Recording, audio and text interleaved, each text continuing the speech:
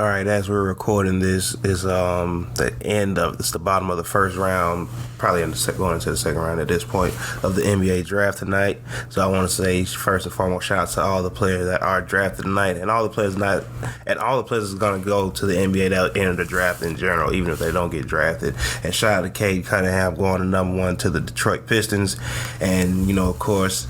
He seems like he's ready to go. He's all in on Detroit. He's willing to make it work there and, become a superstar there and help them turn that around.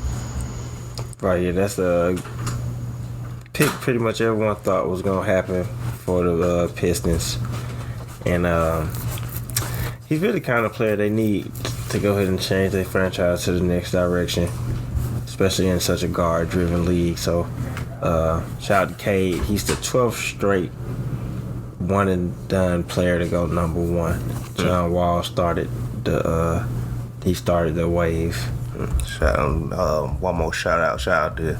I know we talked about it on the last episode of Hoop is More Run last Friday, but shout out to Giannis and the Milwaukee Bucks on winning the NBA championship this as well. Their first one in 50 years. It's funny. It's like when the Warriors won their first one, it was first time in 50 years. Now the Bucks win theirs. It's first time in 50 years. So shout out to Giannis and Milwaukee for finally coming through. The last 3 years, they kind of, as you like to say, they've been bubbling the last 3 years to get to this point, and they took advantage of it and ran with it this year. Right, yeah. Finally was able to get over the top and finish the job. And Giannis gets his first ring. So he fulfilled both of his challenges to Kobe. So RIP to Kobe, and shout out to Giannis and the Bucks. Definitely. And with that being said, I'm John W. It's Fresh X. And this is the Hoopers Pod. There's a lot going on in the basketball world. Of course, it's the Olympics going on. And USA's, they're kind of off to a pretty even start. 1-1, lost one game. Lost the first game to France, came back and destroyed Iran. What was the score against France? 85-76 was the final score. Yeah, and 85, 83, 76, something like that. And then they beat Iran 120-66. And it's just two totally differences. Well, France is clearly a team that's gotten better over the years, especially with the consistency of having those players come back in that continuity, which helps make them look better. And Iran is just, not there yet. But just speaking on the France game, and I know a lot of people gave their thoughts and insight on why, what happened and why Team USA seem like they're struggling so far. Of course, there's the world is finally caught up, or the new one that's been going on the last couple of years, especially with the super teams in the NBA, how AAU culture is killing it and ISO ball is hurting them. But I know you had one of the best reasons I've seen, among the other good reasons I've seen, but you had one of the best ones, and that goes to just showing how these teams stick together and they stay together. And when they're already good players, you're just going to be able to pull some chemistry wins off, which France did. Right, yeah. Because you got to think about the France team, and most of the teams has challenges. Team USA, period, are the teams where they have been together for a while. So you got to add that on top of having not just NBA talent, but players that actually are playing. Evan Fournier has averaged almost 20 in the league, right? He's been close to 20 points per game. Yeah, I'm pretty sure he's been a starter. Second option in Orlando for years. He was a player. He got traded to Boston this year, and he instantly, he wasn't their go-to player, obviously, but they put the ball in his hands. He was able to go 0 for 18 in the playoffs, as you said a couple times. Right. But you these teams are sticking together, and then you have NBA talent, and it happens, especially recently, because they said the world has caught up, but the world been caught up, honestly, because they've been playing NBA talent for over 20 years now. The first time was with the Dream Team. The first time all NBA team went over. So naturally, you're going to get better. And since then, obviously, more international players have gone to the NBA.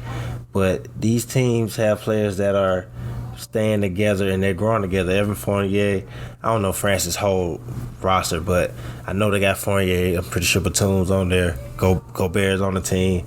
Like these teams have played 3-4 different Olympic teams, and then this American team in particular, with like the transition of power, with Coach K stepping down.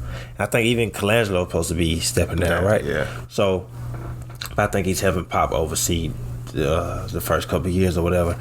But just with the transition of power, they're already even running the team different. Because I asked a question on Twitter. I was like, do anybody remember what was the key to the Redeem team was from the beginning, Coach K and Colangelo making players commit to at least 3 seasons or you weren't going to be on the team.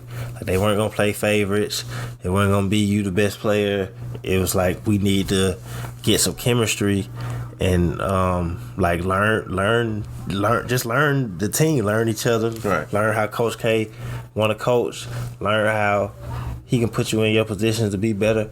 So that giving that commitment is what changed everything for them, because even that team, because if you remember, they didn't like blow out Spain in the finals, and excuse me, they had some games where they were challenged, but they were still superior because they knew where to give each other the ball, or right. just defensive chemistry that you get or whatever, because they stuck together for a couple of years. And even when a player like Joe Johnson, Amari was on the team, but then they get hurt or whatever, can't play, but the next player is somebody that's been in the training camp. Opposed to like this team, they've been together since June.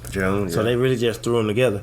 So just playing together, the chemistry, they're always gonna struggle against France, Australia, another team that's like, you got Pat Mills, Joe Ingles, Dante Exum. Even Exum, as a young dude, he's been on this team since he was 18. You look at Spain, Ricky Rubio's a vet on that team now. We've been watching him on the team since he was 18. Right. And Powell and Mark are still playing. Fernandez. Yeah, so that's a team. They haven't even played Spain yet, but that's a team you got to worry about. Only team that's fairly new is Slovenia, to my knowledge. That's just where that's a threat, and that's just because they got Luka. So. Right. No, yeah, I definitely agree with that. And like I say, even the years when Spain wasn't the main competition, it would be like Australia. Australia wasn't really sticking around with them the way Spain would, but Australia was still making competitive games. And even just look at how these teams are, because these world teams, these international teams have gotten better. Even Canada, who isn't here, is a young, talented team, but that whole team is young, so it's got to take them a while to really get into it. And they were missing a couple players with injuries with Shea, Jamal Murray, and I think it was one more. I think Andrew Wiggins is basically the main player. Andrew Wiggins and RJ Barrett were the main 2 stars on that team. But even Nigeria in the 2000, I don't know if I'm pretty sure they're going to go back on the regular schedule. I'm guessing so. 2020, they're going to do 24 for the Olympics? Yeah, it's going to be 24 because the court still says 2020, so it is the 2020 Olympics. So, like, Nigeria should be a good team, like maybe a bronze competitor team in 2024, because that is also a team that has players that's been playing together for a while, even though they're a younger team. So, this is going to grow with experience. So, like I said, it's good to see that these teams can now pull off these wins because they are chemistry wins, because that's what they have. But I still got USA winning, getting the goal, because once it comes down to it, and you just have to go play ball, because that's what eventually happens in everything. You have to just go out there and play ball. I think we still have the better ball players, honestly, on Team USA. Yeah, Team USA still has the best team, kind of by far. Teams are going to be able to challenge them. If you give them a chance, they can steal a win. I don't really expect them to lose another game.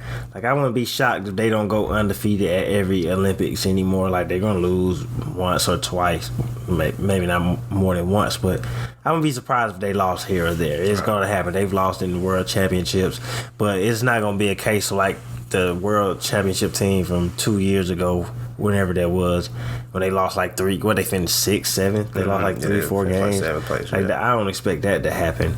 And that was also a throw together team, kind of, because a lot of players backed out that year. Yeah, but they're still gonna be able to pull off a win.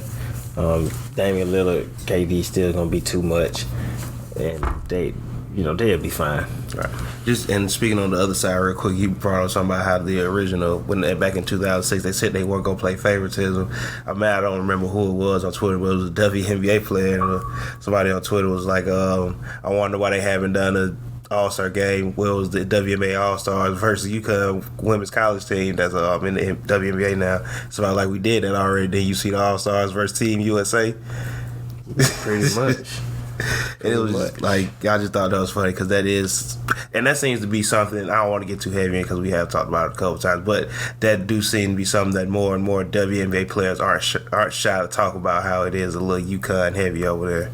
Right, yeah, because they got Gino running everything. This should be his last year. And it's time to get new blood over there. Let Dawn Staley coach the Olympic team.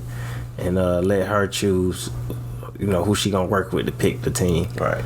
But, yeah, that's definitely the United States of UConn University playing over there. Got Taurasi, Sue Bird, which they great, but it's time for some new people. Torch. Yeah, definitely. Like LeBron and Melo pass the torch. Y'all can pass the torch too. But speaking of personal basketball news, as everybody that's been paying attention on Twitter the last couple of weeks, we've been throwing some random invites out there about the 2-on-2 Hoopers Invitational. We got our first challenger with Nick Andre and his teammate, and with him being in Pensacola, Florida, we said we'll pull up on him. He just got to find the gym. And this is another for anybody out there that's listening, NBA Twitter, wherever you're at. If you let us know where you're at or you're willing to get out here, this is a Hoopers 2-on-2 Invitational game, the 12 best of 3. Right, yeah. And, we're taking all challenges, everything's on camera. So, wins, losses, draws, whatever, just come and bring your A game. Right, yeah, open invite. If you're close enough, we can pull up. If you're too far, airfare is also not an issue. That just means you got to find the gym or an appropriate outside court. None of that old school concrete that's going to destroy our ACLs. Right. But open invitation. So we're going to go ahead and tour the country. First stop is Florida. We're going to make that happen. I think we're going next month. Definitely. Which works out the best because get a little beach action in also. Nah, definitely. So shout out to Nick Andre for being the first challenger. Like I say, him and his teammate. We'll definitely let y'all know the results on that, and we'll have footage for y'all to view that. But back over to the NBA, which is it's not officially the off season yet, but we got some off season stuff kind of going on already. On draft night, we had Russell Westbrook get traded to the Lakers for Kyle Kuzma, Montrezl Harrell, and the first round pick. Yeah, and Kentavious Caldwell-Pope. And Kentavious Caldwell-Pope. Is he all still on house arrest? Can't leave LA? I don't even know. But what did this trade do for the Lakers, who were kind of Dennis Schroeder's? It didn't seem like they didn't want to bring Dennis Schroeder back at the price tag that he wanted. So now you get an experienced MVP, former MVP, and Russell Westbrook. What does Westbrook do for the Lakers that's gonna help them be better than this past season? Yeah, they pretty much you bring him in because, for one, the production he's gonna bring offensively. Most triple doubles all time. He just averaged a triple double for the fourth time, something like that.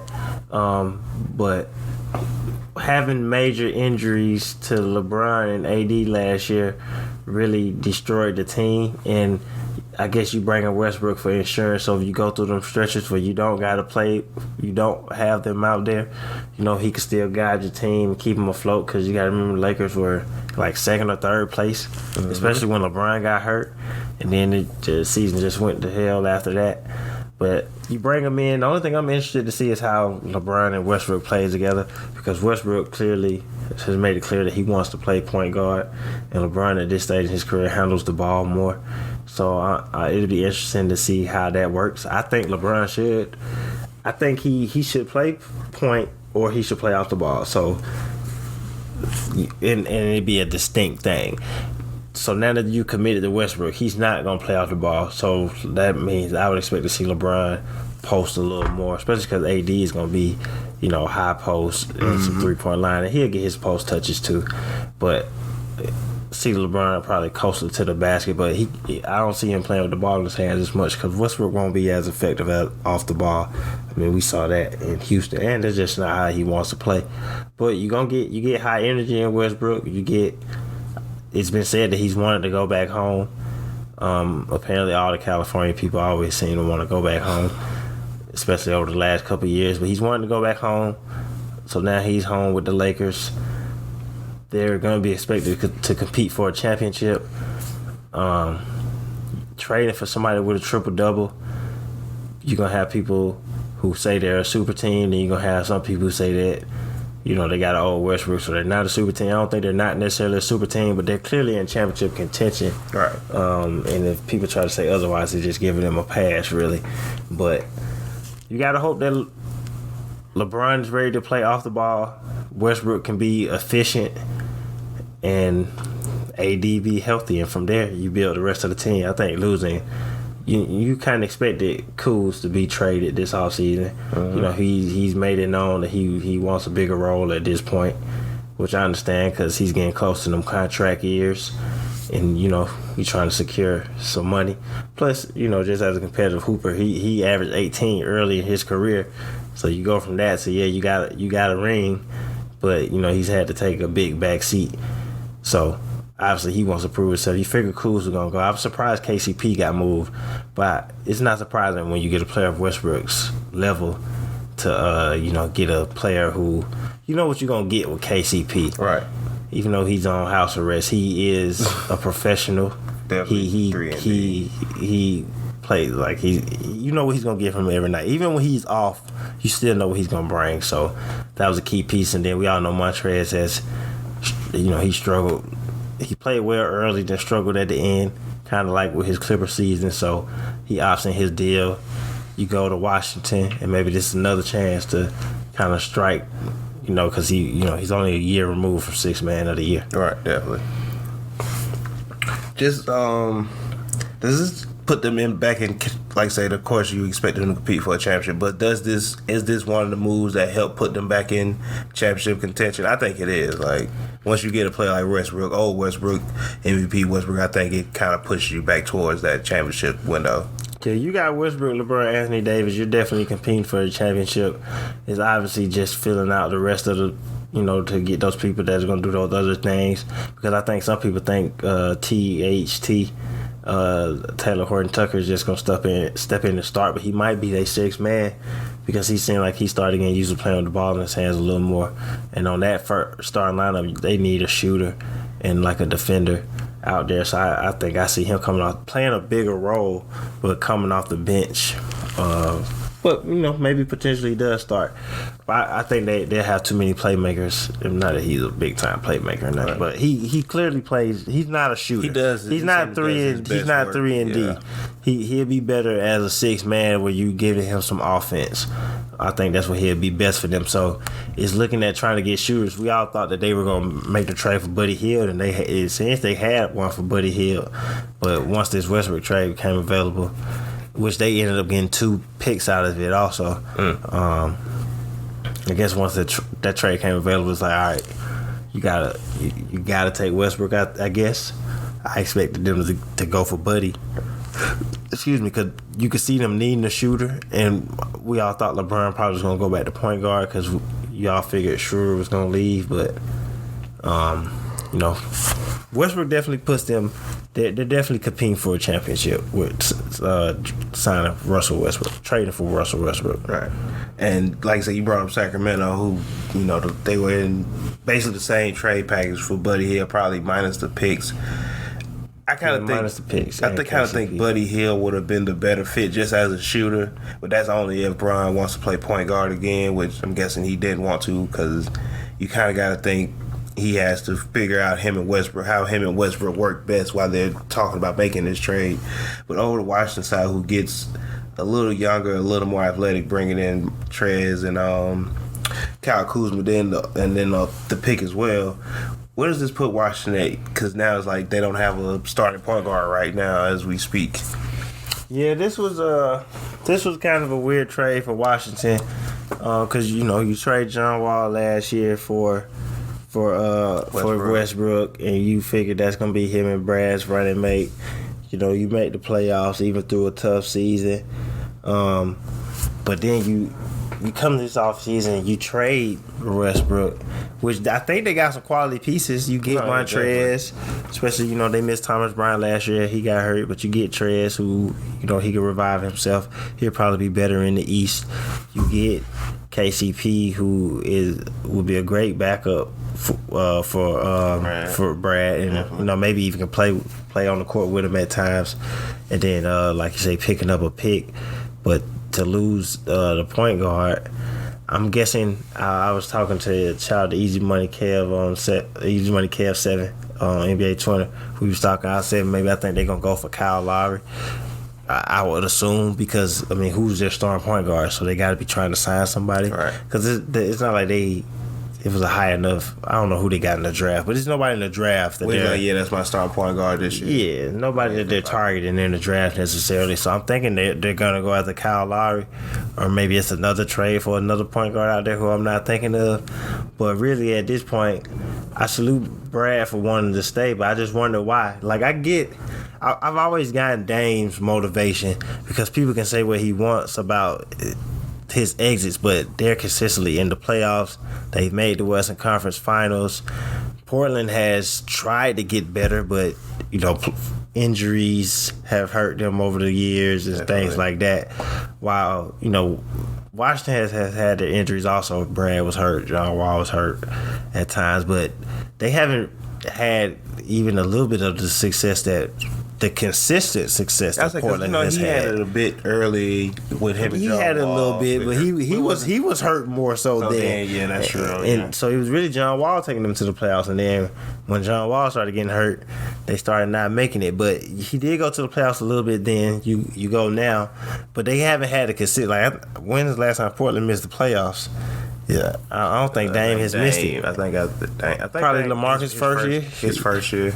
Yeah, because they made it the year after LaMarcus left, if I'm mistaken. So at least you got the consistency of the playoffs. Y'all have made the Western Conference Finals. The team has tried to do some things, and it hasn't really worked. But it just don't seem like that's been the case in Washington, where it don't seem like they've really made the moves to get that commitment that he's giving them. But I get a player being comfortable where he is. They drafted him there. He likes the city.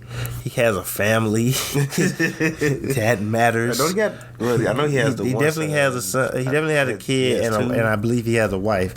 But I think he has 2 kids. But he definitely has a kid and a wife. But he has a family. You don't want to just move your family. And I don't think he's not a dumb fellow. He knows he's in the market for a super max up to $200 million there. So it's like you can get your money, and then maybe if you want to get traded or whatever, because I think more players are cooler with leaving later in their career anyway, because it's like I tried as long as I could this way. I made my money, now I'm cool with going somewhere else. But I just don't think Washington has made the moves for him to be like, all right, we can work this out. Right. I think it's been the opposite in Portland. I think they came up short. I think they've had some unfortunate instances where I think Washington just has not really gave him the help that he's needed. So, definitely. But he said he has no desire to leave. He's been very consistent with that. He said it today after Westbrook got traded. He has no desire to leave. So it's good to have that consistency, that consistency and commitment from your best player. But now it's time for them to do right by him. So I'm not the biggest Kyle Lowry fan, but I see how he would work there. I think he definitely helps that team. With a lot of stuff. He's a championship point guard. He's a veteran point guard. Like he can help Brad figure out some easy ways. I think not to the same scale, but it'll kind of be like the Chris Paul going to Phoenix, where he's really helping he really helps the whole team out. And with him, he is a championship point guard, for lack of a better but especially if he can get the chemistry with Thomas Bryant like Westbrook had with him, because Thomas was having a career year. So for the injury, So if you come back and you think Thomas Bryant can give you the production he gave you last year, Trez he can feel comfortable. He can, he's proven he can average 18 points in the NBA. So you get that production, and then you know what you're gonna get from KCP, the 3-and-D player. That that's 10 to 15 points on any night, 20 if he's feeling it.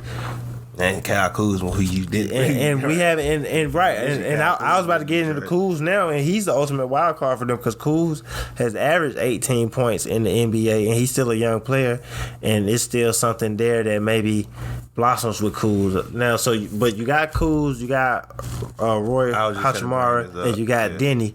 So I don't know if you're thinking about moving one of those players, but Denny got hurt. I see Denny more as a 3-2, and I think they do as well. But those three players are going to be kind of at the same fight for minutes at the same two positions, honestly, because there's going to be times where they do play. It's going to be times where they play two of them at the same time, especially Roy and Kuz in particular. And I think those are the two who Denny was the most recent drafted player, but those are the two I would want to develop the most. Right. And you got to remember, Denny also got hurt at the end of the year. That doesn't mean he won't play this next year, but you all going to need somebody to fill those minutes up. And, as Kyle Kuzma, like I say, he's already averaged 18 as a younger player in the league. So it's there. And I think this is a good move for Washington because at the same time, it also gets some money off. It also gets Westbrook money off the book. So now you are a little more flexible when free agency starts, I think, next week. Yeah. So that's a fact, too. So the play is there. Washington didn't get worse. I would say that. I don't think they got significantly worse. I just think it's a matter of who they're attacking to get. Who they signed at the point could matter if they make the playoffs or not. And I think bouncing around, not consistently making the playoffs, just ain't good enough. Brad is not a young player. He's not at the end of his career, but he's definitely not at the beginning. He's not a young player. And I think signing Wes Unseld Jr. as a head coach I think that looks like a good start to going there. Yeah, for sure. And I'm just trying to think what other point guards are on the market, but it got to be someone else. I know it's somebody else out there that I'm missing, but targeting Kyle Lowry is a good start. And they say he wants 3 years, $90 million. I would say Washington. That's what's been reported out there. Because I know you said that the other day too. No, I said I would give him 80. Is what I said. I said I would give him 80. I thought you said 90. I said because Paul, he should hope Chris Paul gets around. I said I'd give him 70. That's what I said. Okay. Because I said I would give Chris Paul 80, but he should hope that Chris Paul gets 90, and then maybe he can possibly get 85, get a little 80 to 85. But they're probably not getting Chris Paul. He's probably going back to Phoenix. I would offer, even though I just said I wouldn't give him the 90, to get Kyle Lowry there to show Brad that I'm committed. I would offer him 3 years, $90 million, pay him $30 a year for 3 years, put him with Brad, and if that doesn't work, then that's when I think about trading a young player, maybe bringing somebody in. All right, and just getting to another rumored trade out there. It was Ben Simmons, of course, was the rumor to get traded tonight because, of course, they wanted to get done sooner rather than later. And one of the trades I know that was proposed out there was a trade between the Golden State Warriors where Philly asked for Andrew Wiggins, James Wiseman, the number 7 and 14th pick of this year's draft, and 2 future first-round picks. Mm-hmm. And, of course, as you always like to say, and I'm going to give you credit for saying this because I don't hear anybody else say this. I'm pretty sure somebody says it. But when you just think of the type of player that Ben Simmons already is and what he's already done, what do you think the asking price is going to be? Like, Let's be serious. Like, I did see, I don't want to mess up the name. I want to say it's Nate Jones. He's real big on NBA Twitter with a lot of, he's cool too. He be saying some stuff that I agree with a lot of times. But it's like, you can't let one playoff series dictate what this fourth year NBA player has done so far. Like, 3-time All-Star, but 2-time All-Defense, 1-time All-NBA. You're not trading him for peanuts. Exactly. Like, and then especially at the point that he's 25 years old too, and you're gonna have somebody just turned 25. Yeah, just turned 25 about 2 weeks ago. You're gonna have somebody that's gonna look at the games that he played this year without Embiid, when it was him, Seth, Tobias, Danny Green, and they're gonna look at the games where he had his career high and he scored 42 points, and they're gonna see that and say, how can we have this all the time? And they're gonna construct the roster around him. And he was the number 1 pick for a reason, and you already know the weapon that he is defensively in the playoffs. We saw him guard Trae Young and John Collins. Those are two completely different built players and 2 different play styles. And then offensively, he's a nightly triple-double threat. He's going to rebound. Obviously, he's not shooting threes, but Ben Simmons on the team on his own, I think, is more aggressive attacking the basket, and that's the main thing that you want. But as far as the trade goes, obviously, I think they're going to ask for a bit much from the beginning, because I don't know if they should ask for 2 picks this year and 2 future picks. But to get a fourth year going into his fifth year or player that's made three, like he's been an all-star every year except for his rookie year.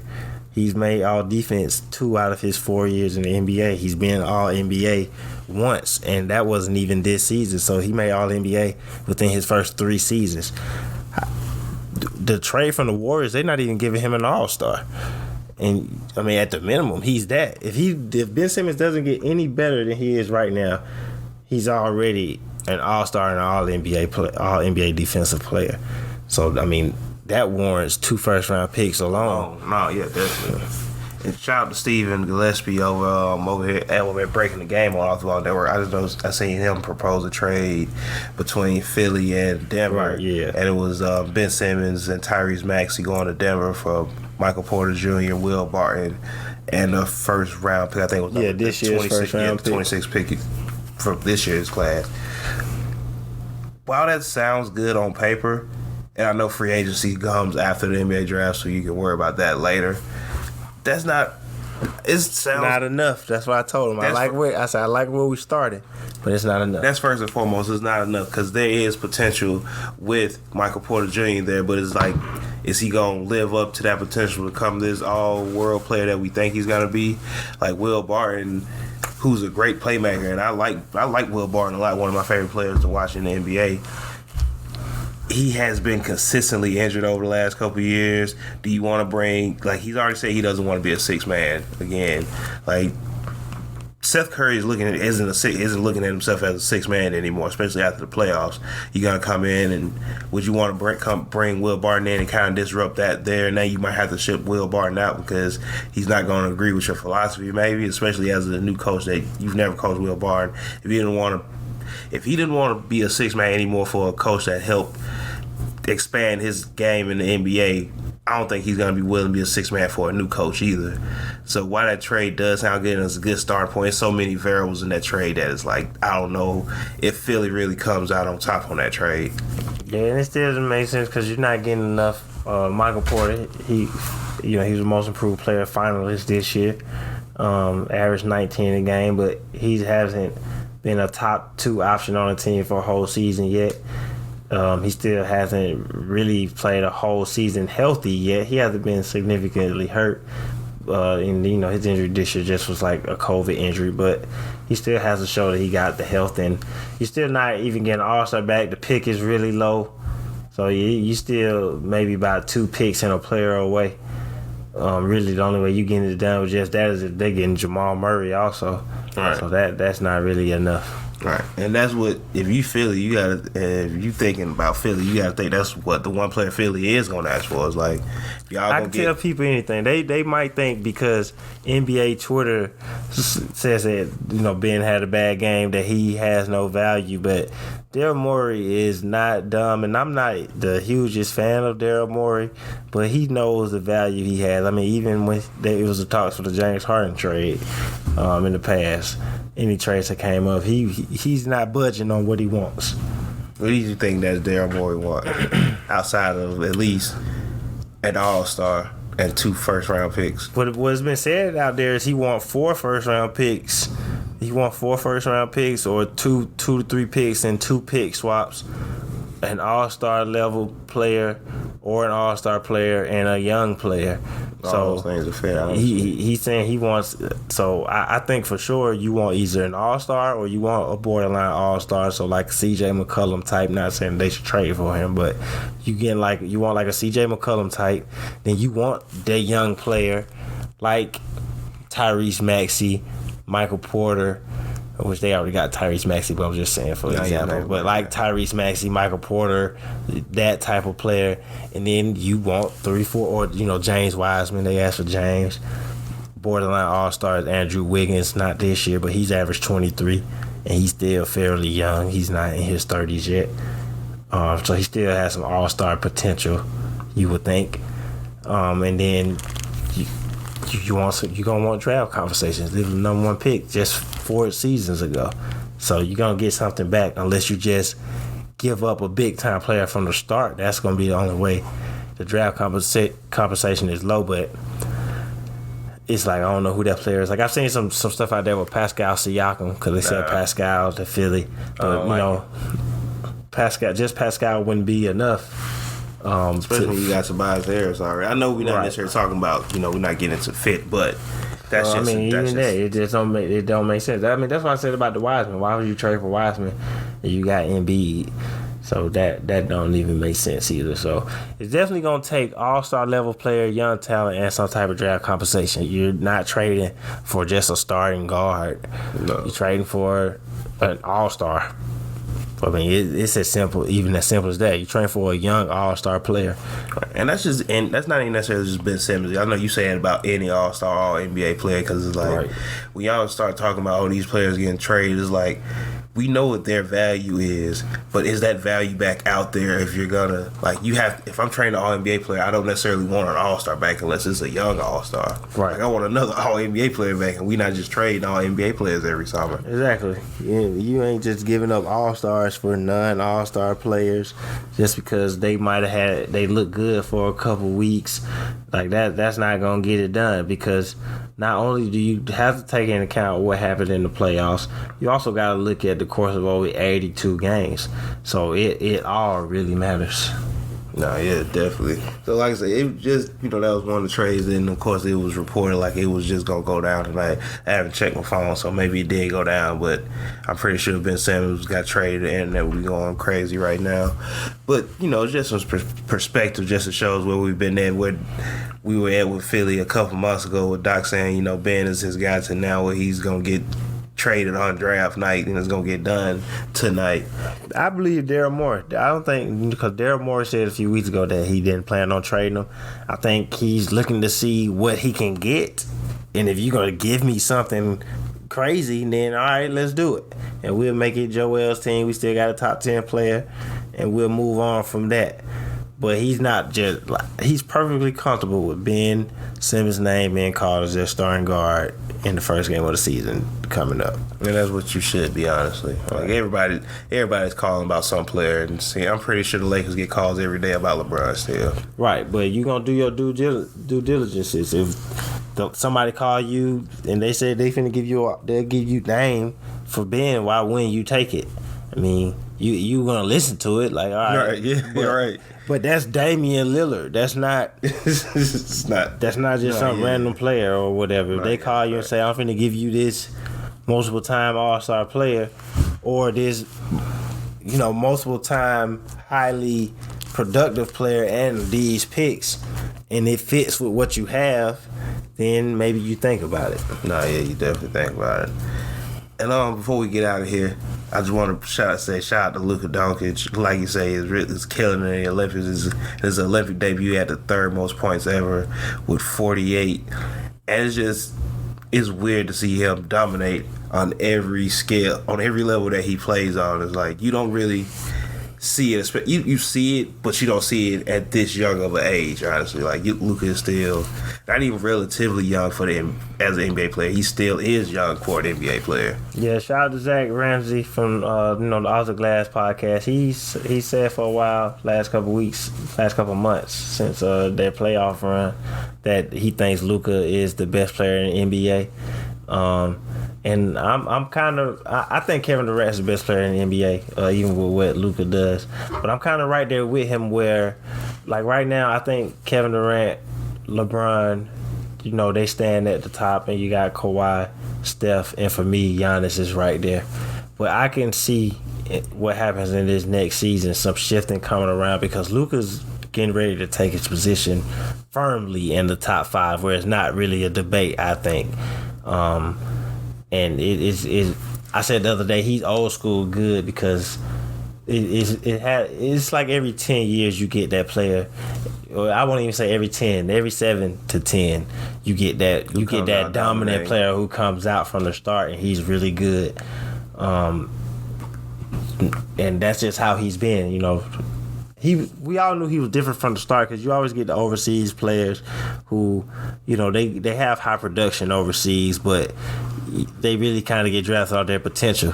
But then he comes over and he's the youngest EuroLeague MVP, which everybody tells us like not only does that not happen, but they can't see it ever happening again. An 18-year-old winning EuroLeague MVP, and it's just like he was meant to be out there. It's like watching Luka play just seems like, since I was there to see it, how it was when LeBron first came in the league, or even Melo, and how it was no curve.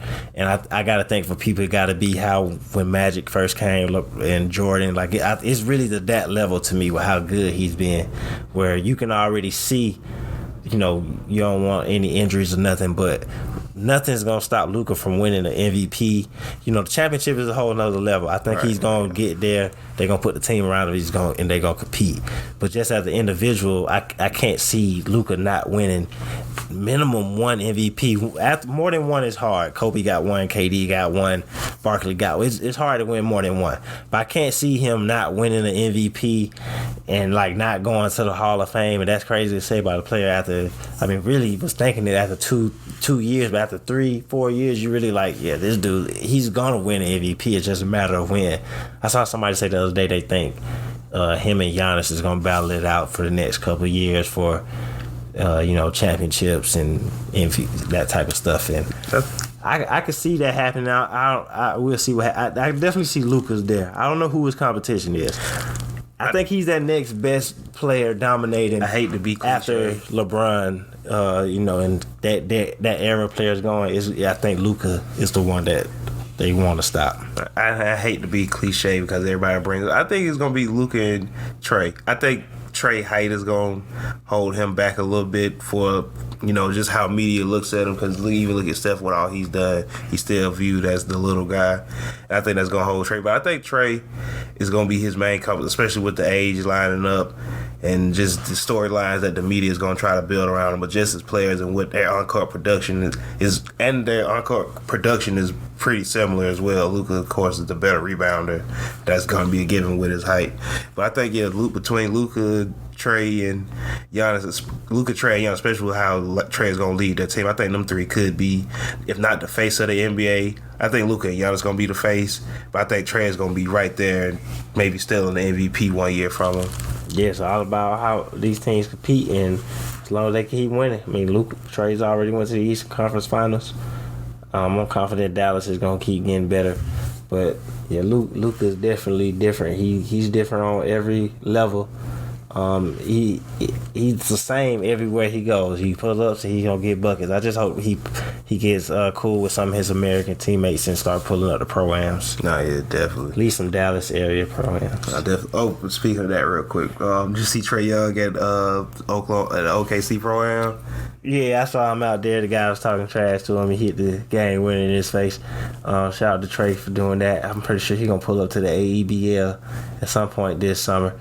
Trae is one of he's an old school good type player too, and he's one of those real hoopers. He just likes to play. Yeah. I can see him playing pickup in a gym back in the neighborhood with just all the local people in Oklahoma or wherever it is he's from. Right. He's that type of hooper. Nah, yeah, that is crazy because the dude that was talking trash, they said he scored 25 that game.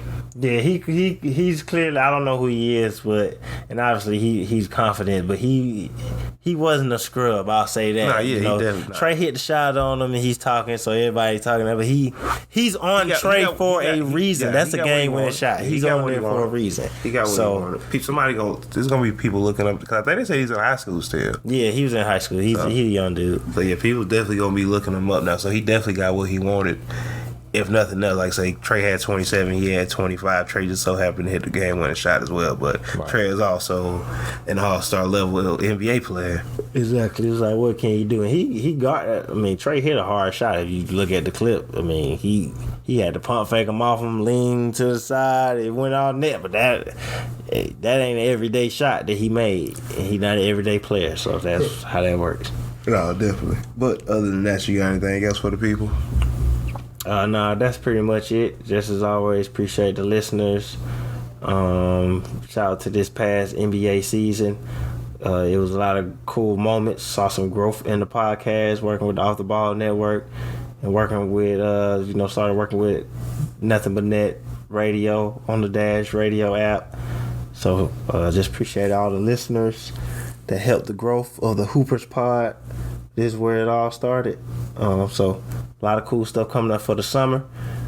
Not a big fan of Summer League anymore, but there's always some action going on. We got Summer Olympics, and it's just hoop talk, period. So it still gets fun during the summer. So definitely looking forward to some of the pods coming up in the summer. And definitely, again, want to reiterate 2-on-2 Hoopers Invitational.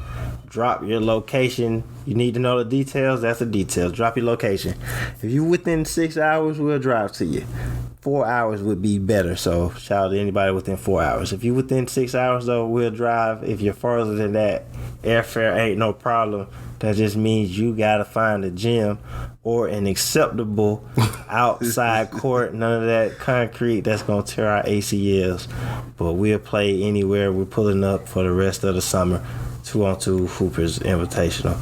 But, shout out to all the listeners one more time. Listen to the pod anywhere podcasts are available. Apple, Spotify, Google, iHeartRadio, Pandora. And then make sure you catch the Hoopers Hour every Monday and Friday on Nothing But Net radio station through the Dash Radio app.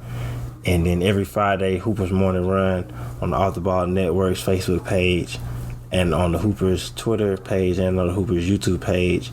No morning run on this Friday, the 30th. We're going to take this week off, but we'll be back next week for the Hoopers Morning Run. And with that being said, I'm John W. It's Fresh X. And this was the Hoopers Pod. We'll catch y'all later.